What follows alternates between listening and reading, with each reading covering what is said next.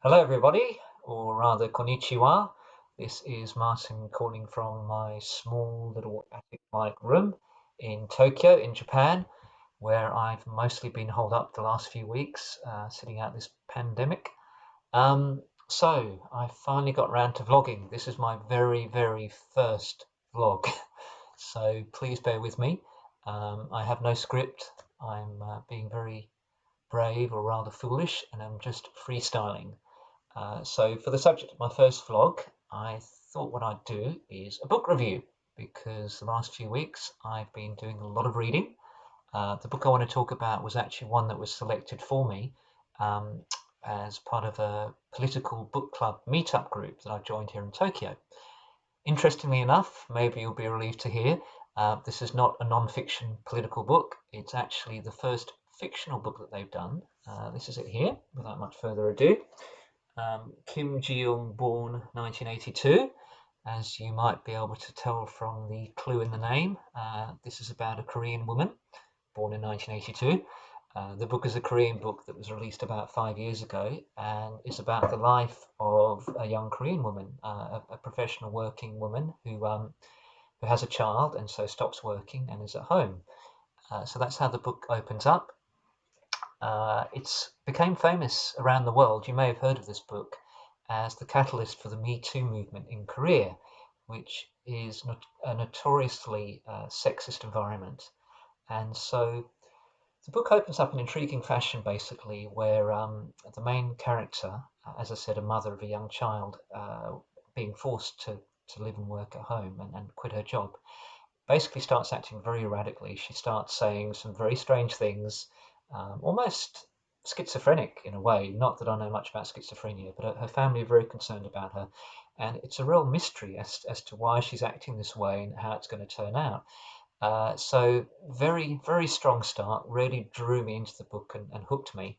The book then goes back to the beginning of her life as a young girl, and right from the beginning, it is basically is a homage to explaining how sexism works in Korea. It contrasts the opportunities and the challenges for a young girl in Korea versus that of a young boy, for example, her brothers. It talks about other members of her family, her parents, and the struggles and challenges that they've faced and how they're different depending on their sex as well. And the book goes right through her life up to the current day in her 30s to try and explain uh, where she is at that time, I guess. So the book starts off very well, and I think it's a great concept to do this as a fictional book because this is a very important topic. Sexism is, I'm sure, rampant in Korea in the same way that I feel it here in Japan. And yet, if she'd written a non-fiction book on this subject, it wouldn't have appealed or had such an impact to so many people. I think the beauty of a fictional book is that with fiction you can draw someone in with a story and more importantly connect with them on an emotional basis.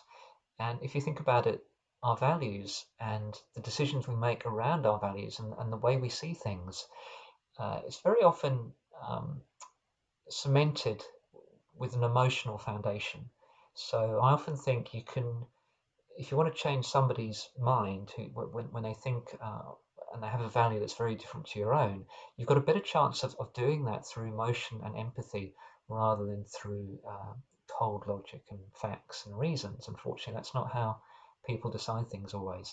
So I think it's a great concept. Unfortunately, the execution in the end is a little bit disappointing.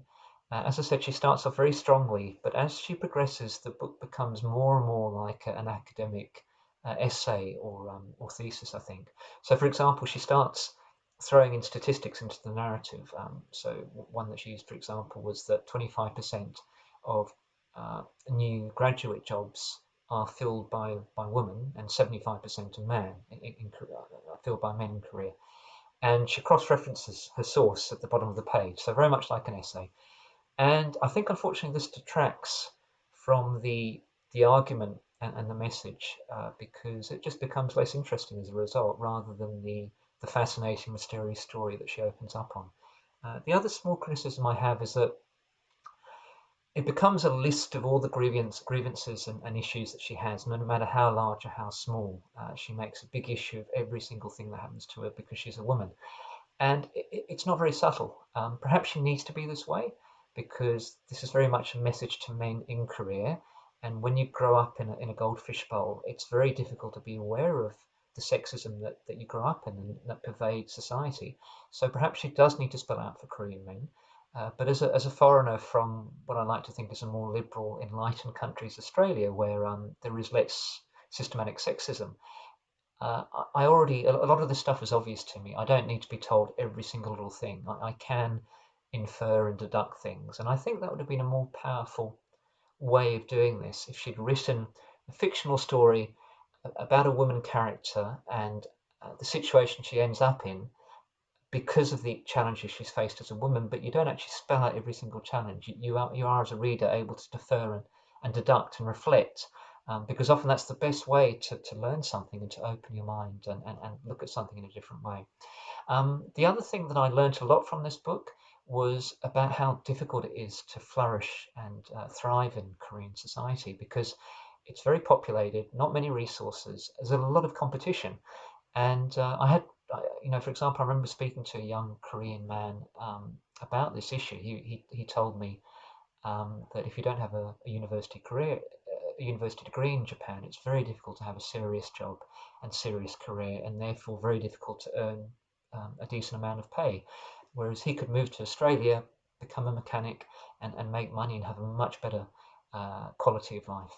So I think it reminded me of reasons to be grateful for living in the West, where it's a lot easier. We can have a very affluent, comfortable life without having to work as crazily as they have to in Korea, simply to stay afloat, male or female.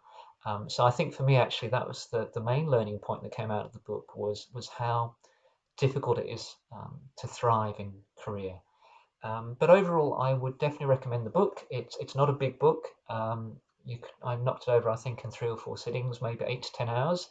I would definitely recommend reading it. If you don't know much about Southeast Asian culture, then I think it's a really good insight into how sexist it can be. And so, yeah, 3.5 out of 5. It could have been better, but I still think it's worth a read. So hopefully that wasn't too long and torturous a review for you, and you'll be back for my next one, where I'll be talking about a non-fiction book on the field of science. Until then, sayonara.